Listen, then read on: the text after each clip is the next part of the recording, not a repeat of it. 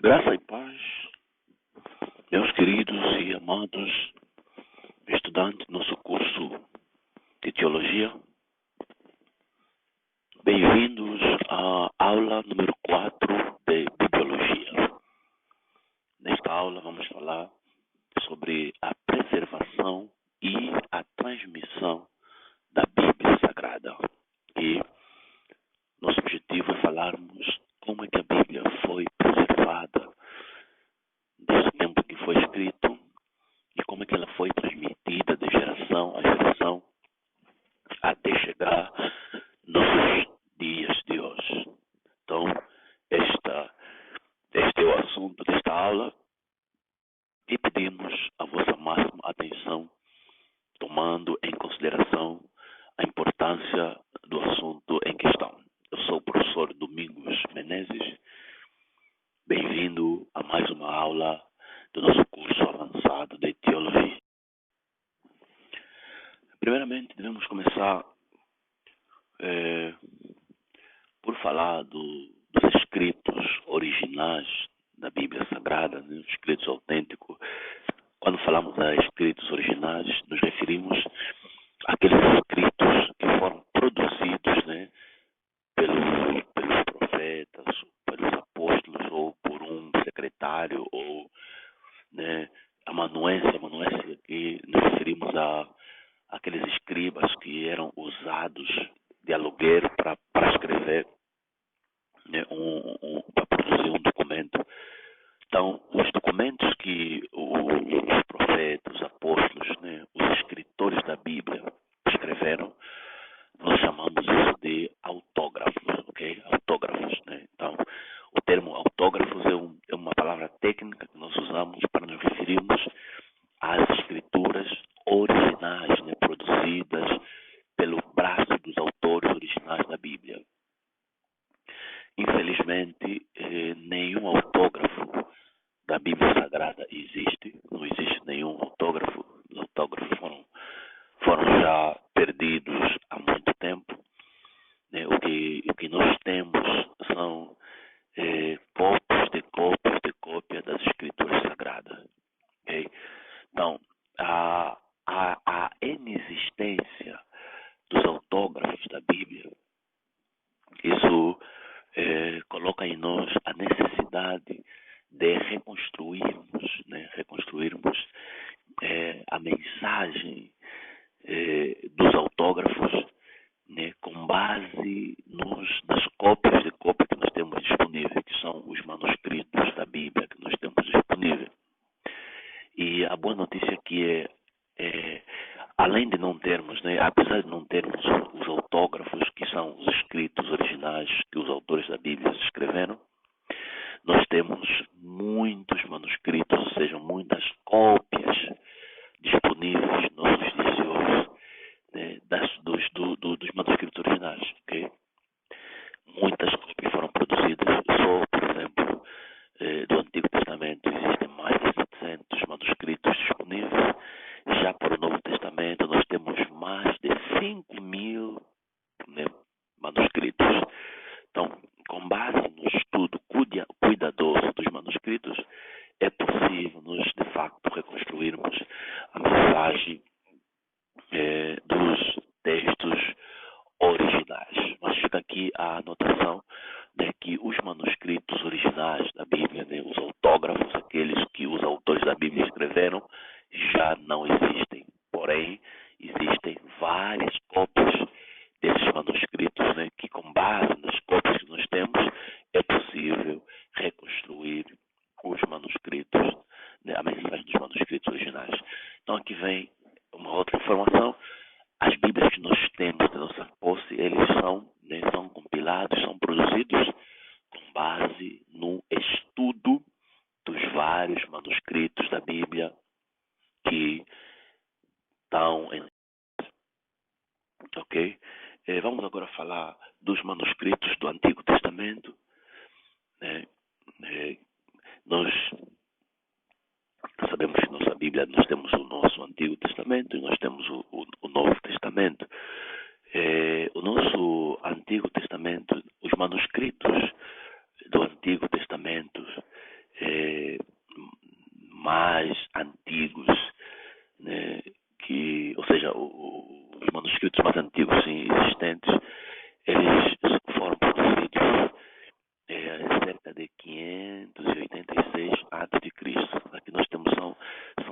fragmentos de manuscritos, né, desta época, né, a época antes do cativeiro, ou seja, desculpem, não existe, né, não temos disponíveis manuscritos escritos antes, né, da época do cativeiro babilônico.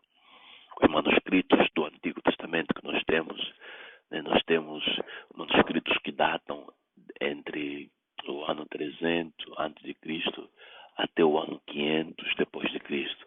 Okay? Esses são os mais antigos que nós temos, de 300 a 500 depois de Cristo. Okay? E durante esta fase surgiram basicamente dois tipos de manuscritos, que eram os manuscritos ou os rolos das sinagogas, que são também chamados por os rolos ou manuscritos oficiais, que eram produzidos por escribas, né, usando regras muitíssimo rigorosas, e esses manuscritos que eram produzidos nas sinagogas eram lidos, né, nas sinagogas, nas reuniões, né, públicas, e eram considerados como os manuscritos, nesse caso, oficiais, ok? E além dos manuscritos oficiais, também tinham as cópias particulares, né, que pessoas individuais faziam, né, para terem cópia das escrituras em sua posse. Naquela altura, as cópias das escrituras eram muitíssimo caras, né, pelo que era difícil encontrar alguém com o manuscrito completo de todo o Antigo Testamento. Pessoas tinham, né, coleção, tinham um ou outro, né, de alguns livros, e dificilmente encontrava-se alguém que tinha todos os livros do Antigo Testamento, ok? Ok, então, já dissemos que os rolos da sinagoga eram considerados como cópias sagradas, né, ou manuscritos, né, oficiais que podiam ser lidas em reuniões públicas.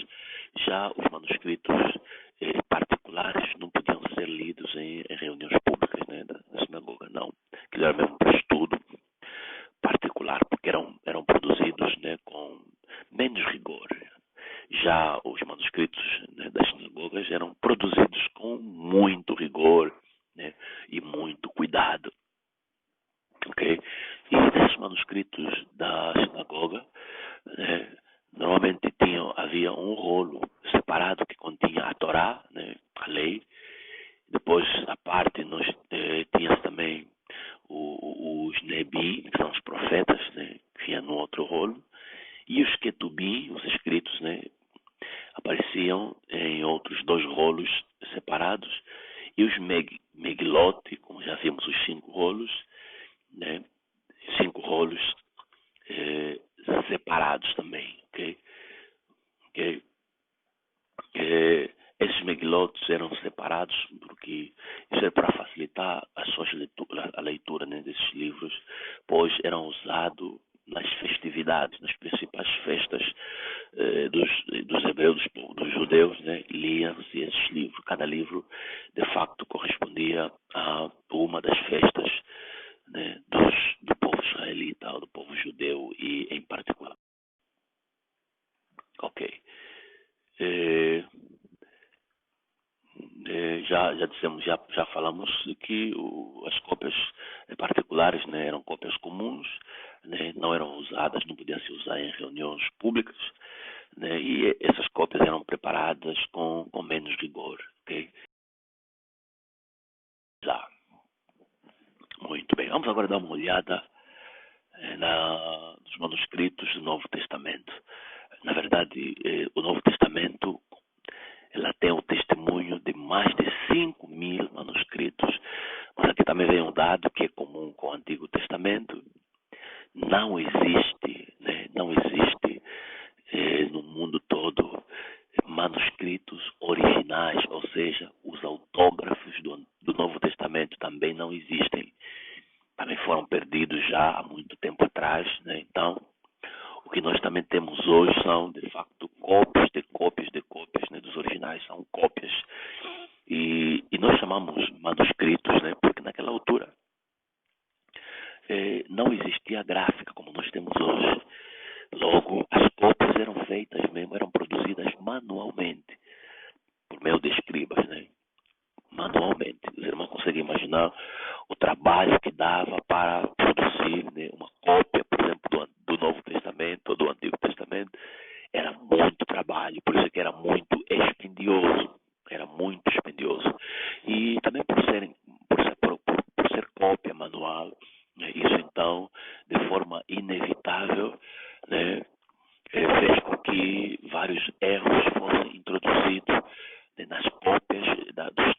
sagrados, né? Vamos ver isso mais avante, mas por enquanto fica aqui essa observação que não existem, né, autógrafos, ou seja, originais do Novo Testamento, assim como também não existe originais do Antigo Testamento. Okay? No texto de 2 de Timóteo 4,13, Paulo mostra que ele tinha cópias, né, cópias do Antigo Testamento em pergaminho, ok? E também sabemos que o Novo Testamento, a sua maior parte foi escrito em papiro, ok? Gravante. Sabemos que o Novo Testamento foi produzido no primeiro século da era cristã, né? Até o século I, os livros do Novo Testamento já haviam sido compilados, todos eles. Entretanto, com a chegada de perseguições dentro do Império Romano contra os cristãos, isso levou com que muitos cristãos fugissem de Jerusalém, né, e se dispersassem. Né, e estas perseguições, estas dispersões, né, colocavam em risco a extinção da Bíblia, a extinção dos livros sagrados. Okay? Até que, né, mais tarde, no século IV, né, nós temos aí a carta de Constantino a Eusébio, né, mandou para Eusébio de Cesareia, para que ele colecionasse então cópias sistemáticas do Novo Testamento. Okay? É a partir desse momento que começaram então, fez-se uma campanha de produção ou de cópias, né, de reprodução, né, dos textos do Novo Testamento que existiam até aquela época, né, a mando de Constantino. Né? Constantino deu essa missão para Eusébio de Cesareia. Okay? Então, Eusébio teve uma missão muito fundamental na multiplicação, na reprodução de mais cópias. Okay? Então, agora, sabemos que o processo de impressão, né, naquela altura, como já dissemos, era manual. As cópias eram feitas de forma manual, ok? E os materiais também que eram usados naquela altura, nós nos referimos aqui, por exemplo, a papiro, aos pergaminhos, né? São materiais perecíveis que com o tempo pereciam, né? Se estragavam. Então, havia necessidade, né, muitas das vezes, de recopiar, né, para recopiar, né, as cópias que já estavam alcançadas, para com isso então se poder manter, né, viva, né, as cópias das escrituras. Então, e agora aqui vem um elemento, né? Os manuscritos das escrituras, muitos deles eles não têm data, né? Data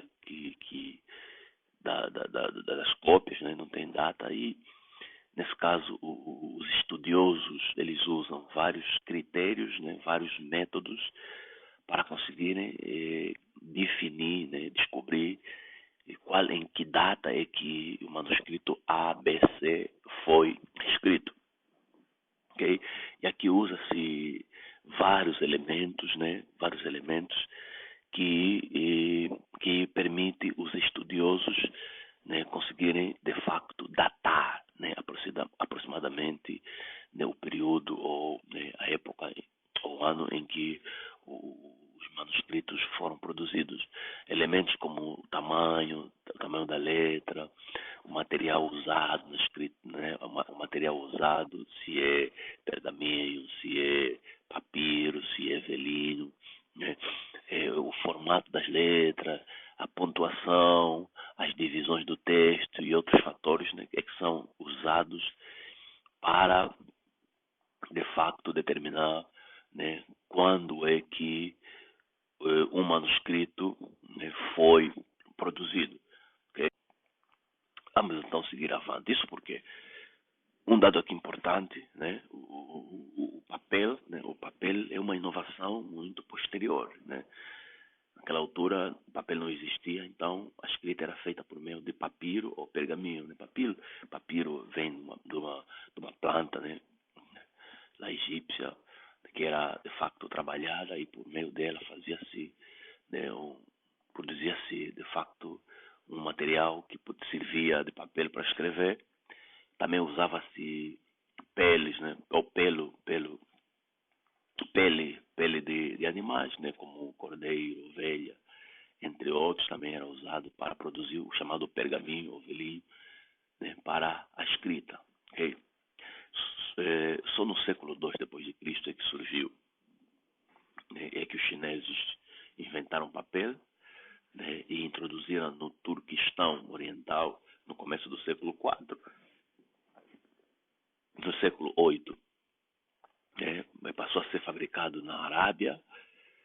Né? No século X, o papel foi introduzido na Europa, e só no século II é que começou a se fabricar, né? Começaram a fabricar o papel em grande escala, e começou a ser usado comumente o papel na escrita, né? Só no século XIII, okay? Só no século XIII, né? Começou a se usar então o papel para a escrita. Aí mais tarde foi descoberta a imprensa, e pronto, com a imprensa então surgiu o boom. Mas antes da descoberta da imprensa, né, de facto o processo de produção de livros não era um processo fácil. Né? E né, foi nessa altura que né, nós temos em que os manuscritos antigos, né, foram produzidos. E aqui uma informação, né, quanto mais antigo for o manuscrito, né, melhor é, porque a antiguidade do manuscrito, né, nos mostra a proximidade desse manuscrito, né, com os autógrafos ou com os livros originais. Muito bem. Ok, vamos então seguir avante. Aqui são outros elementos também usados para determinar a data de um manuscrito, né? Já falamos basicamente dos elementos que estão aí. Ok. Aqui vem mais alguns elementos, né? Como, por exemplo, os escritos gregos do período do Novo Testamento, em geral, eram produzidos em 12 estilos, literários e não literários.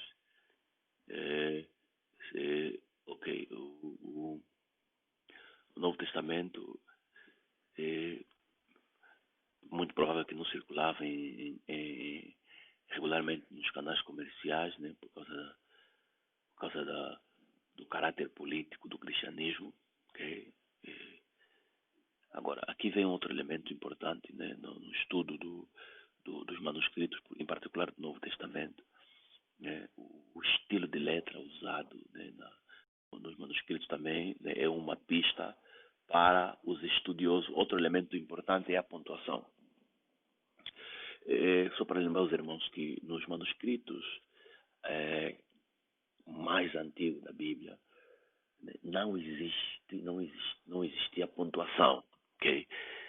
Não existia nem vírgula, nem ponto, nem nada. E outra coisa, nem havia separação, né, de palavras, né, nem tampouco separação de frase.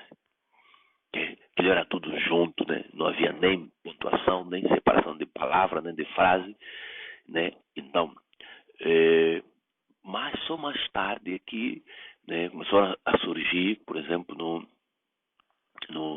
no século VI, por exemplo, os escribas começaram a usar, né, a pontuação, por exemplo. Né? No século VIII começaram a usar, por exemplo, o espaço entre palavras né, entre palavras e frases, né? Ok? E mais tarde, né, começaram também a usar vírgula, ponto e etc. Ok? Então, isso também, para os estudiosos, é, né, uma grande pista para se descobrir quando é que mais ou menos o texto foi escrito. Né? quando, por exemplo, encontram um manuscrito, né, tudo junto, sem espaço, sem pontuação, sem nada, já sabem que esse texto é anterior ao século VI. Tá?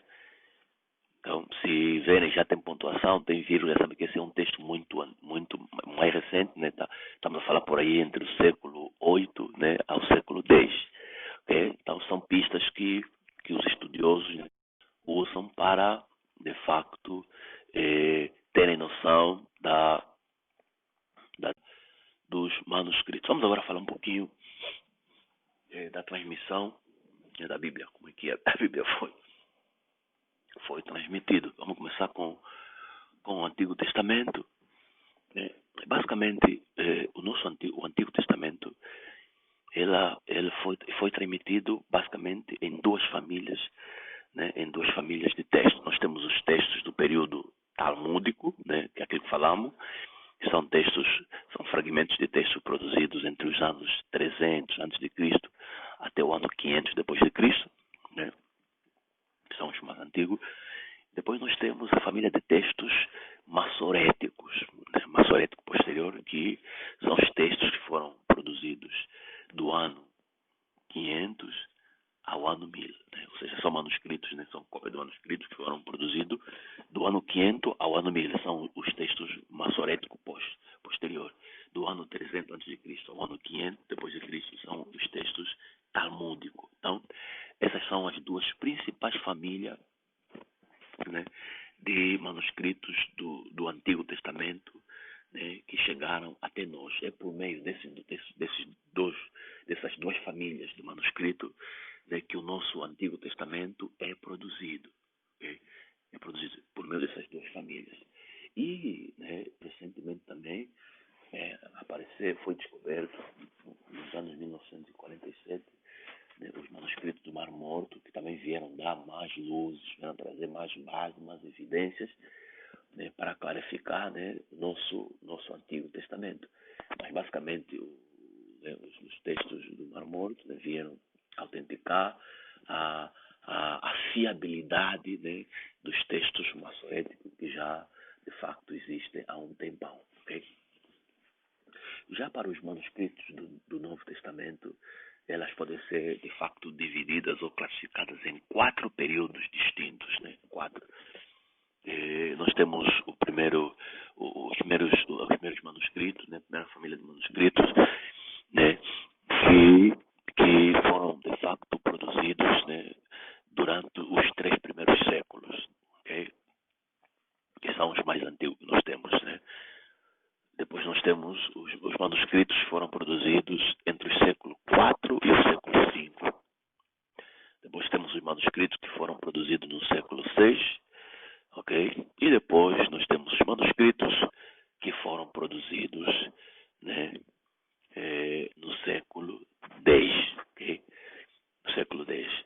Okay? Então, esses são basicamente as famílias de manuscritos do Novo Testamento que nós temos. São 4, ok? O manuscrito do século III, o manuscrito do século IV e século V, o manuscrito do século VII, do século VI, desculpa, e finalmente os manuscritos do século X, ok? Vamos então seguir avante. Ok. Apresentamos aqui, né, as famílias de manuscritos que nós temos, tanto do Antigo Testamento, que são duas famílias, né, que são os textos talmúdicos e os textos massoréticos. Depois nós temos também, né, ultimamente, os textos do Mar Morto. Né. E no Novo Testamento nós temos 4 famílias, ok? De facto, o número de manuscritos, a quantidade de manuscritos da Bíblia que nós temos, de facto nos dá uma certa segurança, né, para de facto nós atestar, né, a autenticidade da Bíblia. Só para os irmãos terem noção, né, muitos dos livros clássicos, né, clássico aqui me refiro a livros antigos que estão disponíveis nos dias de hoje, né, a maior parte deles, todos eles, né, não se comparam em termos de provas de manuscritos com a Bíblia, né. Principais livros famosos que nós temos aqui, né, chegaram até nós hoje, tem muito poucos manuscritos, se formos comparar com o número de manuscritos da Bíblia Sagrada, ok? Por exemplo, né? A história de Roma, né? Escrita por Tito Livio, né? Que é conhecido, mas é conhecido com base em 20 exemplares, né? Só existem 20 exemplares no mundo, né? Dessa obra, a História de Roma, né? Mas é um livro, né? Aceite, ok? Por exemplo, temos uma outra obra, a obra Guerras Gálicas, né? De César. Esse livro só resta no mundo todo apenas 9 a 10 manuscritos desse livro. Temos a obra de Tucídides, por exemplo, Guerras do Peloponeso, né? Só existem 8 manuscritos, né? As obras de Tácito, né? Só podem ser encontradas em 2 manuscritos, ou seja, né? Vê que comparando com o número de manuscritos que nós temos, né? Tanto do Antigo como do Novo Testamento, né? É muito superior, né? Ao número de manuscritos que é usado para autenticar essas obras clássicas. Então, isso demonstra que nós temos muita evidência à nossa disposição, né? Muita prova, né? Da autenticidade da Bíblia Sagrada, ok? Agora vamos falar da transmissão dos manuscritos do Antigo Testamento. Vamos começar primeiramente com o texto massorético. Nós faremos questão depois de publicar, na nossa página do WhatsApp, né? Aos manuscritos, né, que nós temos, algumas imagens, algumas fotografias dos manuscritos, para que os queridos estudantes tenham noção, né, do que estamos aqui a falar. Okay? Por enquanto, a vossa atenção simplesmente, né, na exposição, né, da aula. Nós temos aqui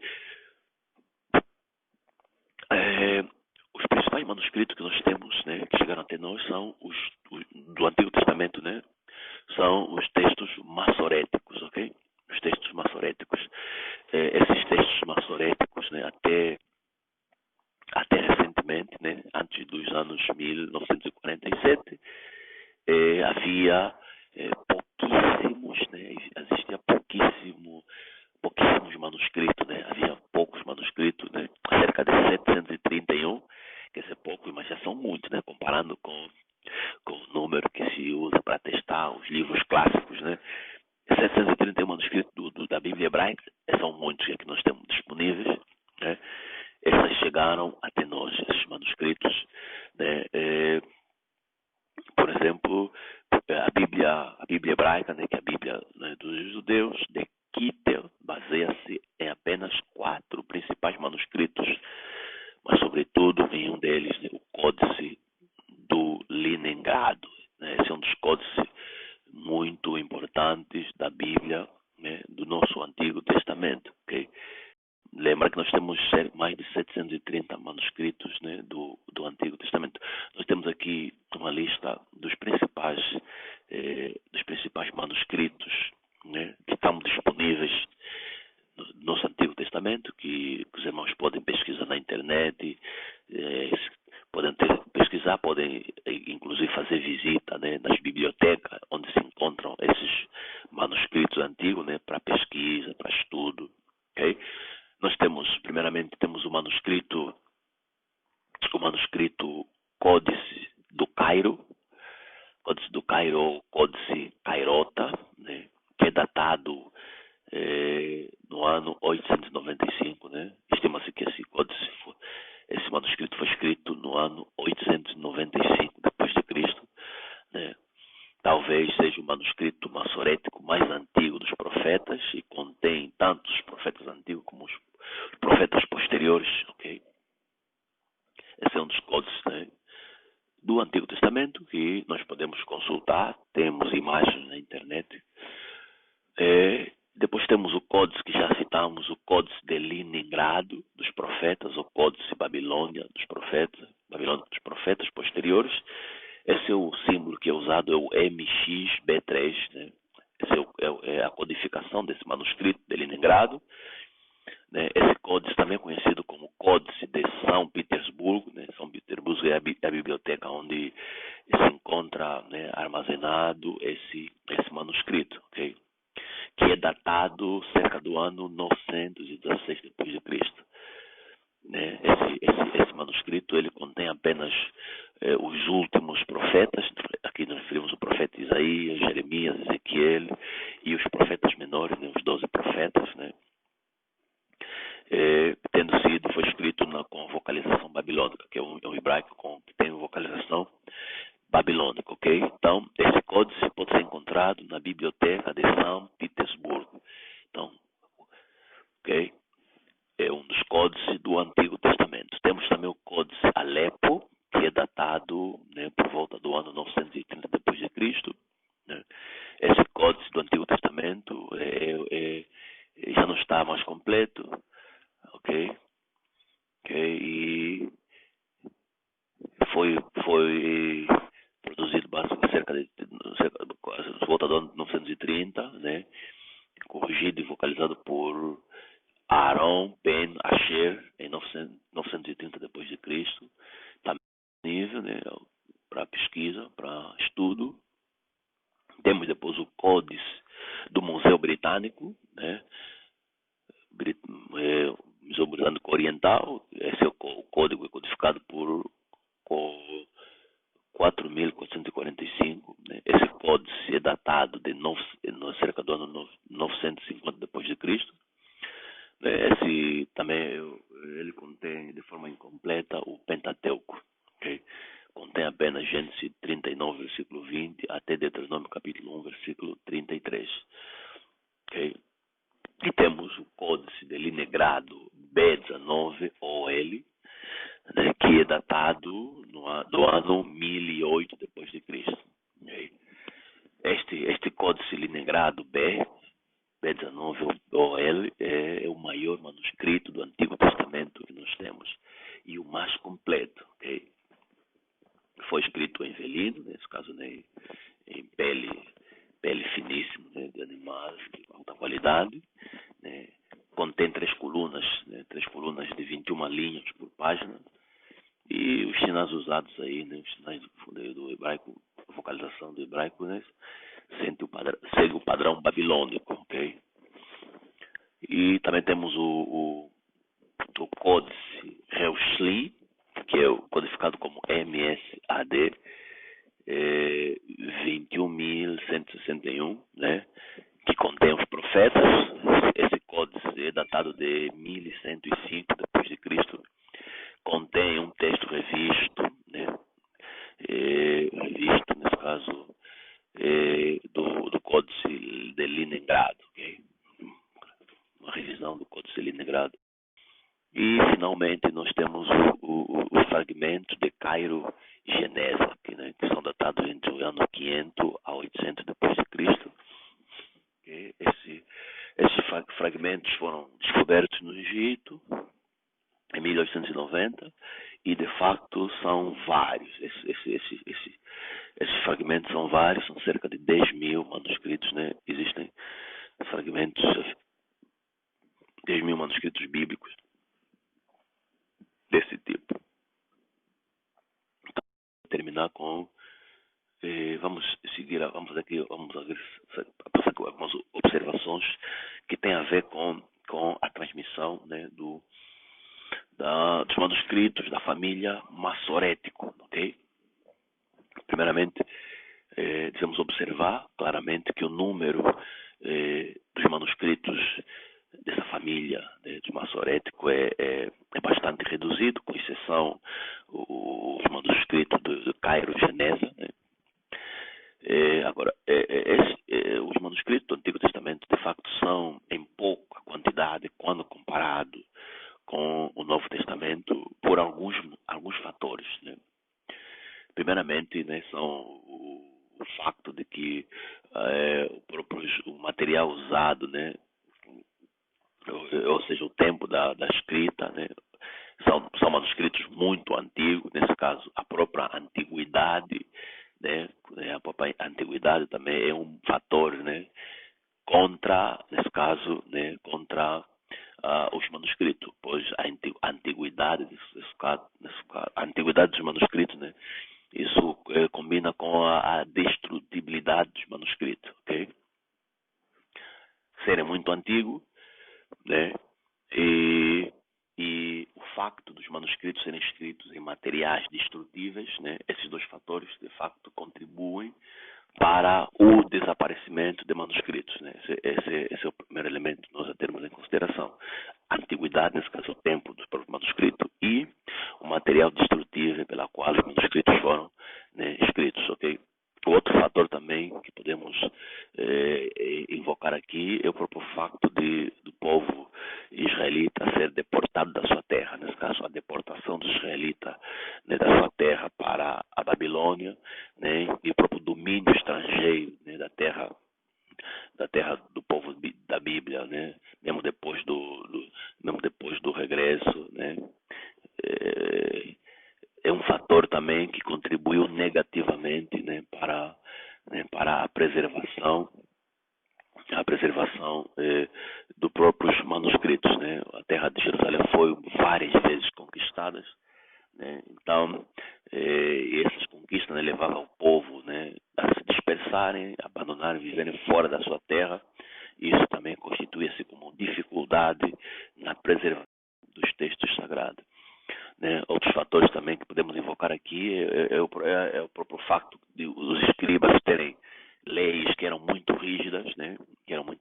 Que exigiam que os manuscritos que mostrassem sinal de envelhecimento ou que tivessem algum erro, qualquer erro, né, eles destruíam, né, queimavam o manuscrito. Então isso evitava a existência de várias cópias, né, dos manuscritos que eles queimavam, ok? E depois temos um outro dado também, né, que nos diz que no século VI depois de Cristo, os maçoretas, né, os escribas judeus, eles padronizaram o texto hebraico, né, e nessa padronização todos aqueles textos que não se enquadravam ao novo padrão que eles adotaram, também eles queimaram, destruíram né, um monte de cópias das escrituras. Então isso também contribuiu negativamente, né, no número de manuscritos de facto disponíveis. O resultado desse processo todo que nós vimos aqui é o Antigo Testamento, né, existindo, né, sendo testemunhado, sendo transmitido, né, por poucos manuscritos, né, ok? Então, as Bíblias, né, o nosso Antigo Testamento, ou as Bíblias hebraicas, né, são produzidas, né, com base no testemunho de poucos manuscritos, por causa dos fatores que nós apresentamos já aí. Isso, na verdade, né, também dá uma vantagem muito grande aos textos maçoréticos, né, por existirem poucos manuscritos, né, e também o facto dos escribas usarem de facto regras muito rigorosas, né, na transmissão, no processo de cópia, né, de cópia dos manuscritos. Isso de facto ajudou, né, na qualidade, né, dos manuscritos do Antigo Testamento que chegaram até nós, né? Muita qualidade, fiéis, fidedignos, né? Pouquíssimas variações se encontram, né, nos manuscritos do Antigo Testamento. Se nós compararmos com o Novo Testamento, não tem comparação, né? Os manuscritos do Antigo Testamento são de melhor qualidade, são muito mais fiáveis, contêm pouquíssimas variações, se formos a comparar com o Novo Testamento, ok? Então, aqui podemos assim então concluir que o texto do Antigo Testamento, né, foi transmitido, né, com uma grande exatidão, né, e confiabilidade, graças ao árduo e excelentíssimo trabalho dos escribas judeus na transmissão, né, dos manuscritos. Né, que nos referimos aqui, né, a transmissão é o processo deles recopiarem os textos, né, o texto que tivesse velho, eles faziam novas cópias, né, para assim manter vivo, né, a escritura de geração a geração.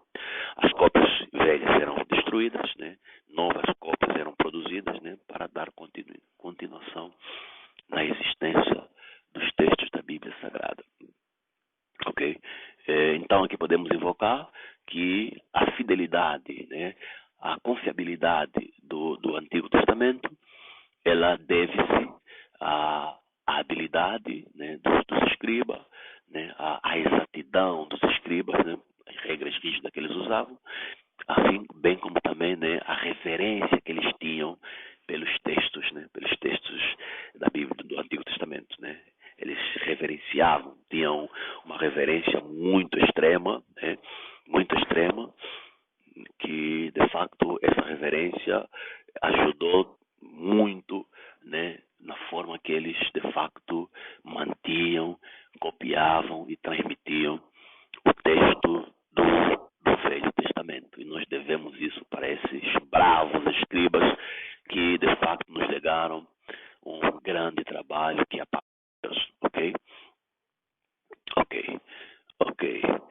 Gravando. Vamos agora, depois de falarmos dos textos da família massoréticas, né? Agora vamos falar dos manuscritos do Mar Morto. Okay? Vamos falar dos manuscritos do Mar Morto, é uma outra família de textos, né, do Antigo Testamento também, né, que vieram de facto dar mais autenticidade, mais luz, mais evidências da fidelidade, né, dos textos do Antigo Testamento. Esses rolos do Mar Morto, né, foram descobertos em março de 1947 por um jovem árabe de nome Mohamed Adibid, né? Ele que estava perseguindo, aquela de perseguir uma cabra perdida, chegou até uma gruta, né? Chegou até uma gruta e na gruta, essa gruta que se encontrava a cerca de 12 quilômetros de Jericó, né? E nessa gruta ele então descobriu uns jarros, né, que continham vários rolos de couro, né, vários rolos de couro, né, de livros antigos, né, livros antigos, entre livros que faziam livros da Bíblia Sagrada, bem como alguns livros de um grupo, de uma seita religiosa judaica que eram os essênios, né? Na verdade, o local que esse jovem encontrou era um local onde os essênios escondiam a sua biblioteca. Okay? Eles escondiam a sua biblioteca, porque eram perseguidos, então eles escondiam a sua biblioteca lá naquele sítio. Né? Essa biblioteca, de facto, a descoberta dessa biblioteca serviu de enorme valia para o testemunho da Bíblia. Aí o resumo das grutas que se encontravam, né, onde o rapaz entrou, com os livros que lá foram encontrados. Mas por enquanto nós queremos aqui destacar, né, os livros do Antigo Testamento, os livros bíblicos, okay, que foram descobertos aí no Mar Morto, né, que se viram de facto de grande valia para a transmissão da Bíblia. Eu vou simplesmente passar as observações que os estudiosos fizeram, né, da avaliação, do estudo, né, dos escritos que foram encontrados no Mar Morto. Lembrar que foram descobertas 11 cavernas no Mar Morto, onde foram encontrados vários livros, né, tantos livros bíblicos quanto livros de catequese, né, dos essênios, né, e também encontrou-se também livros apócrifos, okay, que não faziam parte do cânon hebraico, okay? Então, de acordo com estimados por essa descoberta, né, depois da descoberta dos livros lá no Mar Morto, né, os pesquisadores continuaram a pesquisar e encontraram outros livros também, né, descobriram outros manuscritos, né, em região aí próxima, né, em regiões próximas, okay? Em sudoeste de Belém, por exemplo, de Morrabad, né, descobriram mais manuscritos, né, mais livros, né, que até livros datados, né, manuscritos datados entre o ano 132 a 135 depois de Cristo. Okay? Então, e todos esses manuscritos simplesmente atestam, né, a fidelidade, né,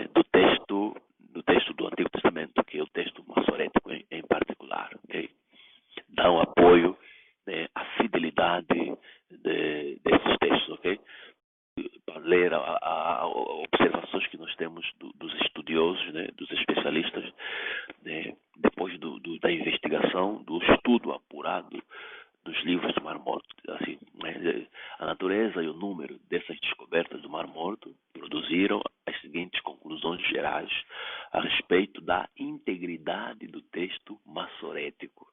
Okay? Os rolos fornecem espantosa confirmação da fidelidade do texto massorético. Okay? Temos aí Millar Boru, em sua obra The Dead Sea Scroll, Os Rolos do Mar Morto, demonstra que existiram pouquíssimas alterações do texto num período aproximado de 1000 anos. Okay? Isso demonstra a fidelidade dos textos massoréticos. Temos aí também o R. Lord Harris, em sua obra Inspiration and Canonicity of the Bible, a inspiração e a canonicidade da Bíblia, sustenta que existe menos diferença nessas duas tradições, né, em 1000 anos do que em duas famílias de manuscritos do Novo Testamento. Ou seja, o Antigo Testamento é muito mais, né, fidedigno do que o Novo Testamento. Né? E outro especialista é o Blinso Archer, autor de A Survey of Old Testament Introduction, né, pesquisa para a introdução ao Antigo Testamento. Ele apoia a integridade do texto massorético ao declarar que tal texto concorda com o manuscrito de Isaías encontrado na Gruta 1 em 95% de seu conteúdo. O restante 5% compreende lapsos óbvios da pena e variações de grafia que ocorreram naquele interim. Então, aqui nós queremos terminar, né, fazendo essa observação, né, que de facto essas evidências, né, provam que o Antigo Testamento é fiável, é digno de confiança. Né? Na próxima aula, na aula 6, vamos falar sobre, né, a transmissão, né, o processo de transmissão do Novo Testamento, e depois vamos falar também das variações que existem nos manuscritos do Novo Testamento. Vamos explicar a razão porque nós temos versões da Bíblia diferentes. Né? Vamos ver isso na próxima aula. Então, que o Senhor rica e bondosamente possa abençoar. Caso tenham alguma dúvida, por favor, não hesitem em expor as vossas dúvidas na página do grupo do WhatsApp, e nós teremos o prazer de